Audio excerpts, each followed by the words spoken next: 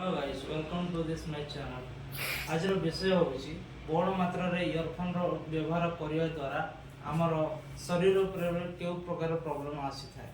तो इयरफोन रे जो जनरेट होतबा जो इलेक्ट्रोमैग्नेटिक वेव ता हमर मस्तिष्क उपरे अत्यधिक मात्रा रे चाप पकै थाए एवं इयरफोन मध्य तार भी मध्य हमर दायी हे थाई पारे। हमें हमर श्रवण शक्ति हरै थाई पारो एवं आमे शुणी न पारो कहीं ना आमर जो अच्छे इयर ड्रम से अत्यधिक मात्रा रे जो इयरफोन यूज करा जाए जहाँ फल रोध हो जाए जहाँ फल कौन सी आवाज शुआ जाए न थाए एवं विभिन्न प्रकार असुविधार सम्मुखीन होगा पड़ी था।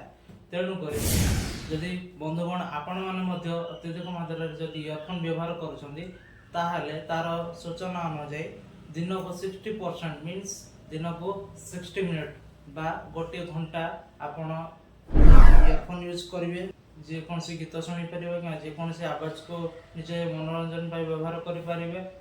तो ताठार जदि अधिक यूज कर जानतु सेटा आपण शरीर पर खराब अटे। तेणुक आपण मैंने जदि यही असुविधार शिकार होती जाई निकटस्थ डाक्टर ठार उत्तम चिकित्सा निमंते ख्यात करंतु आउ सुस्थ रुहतु।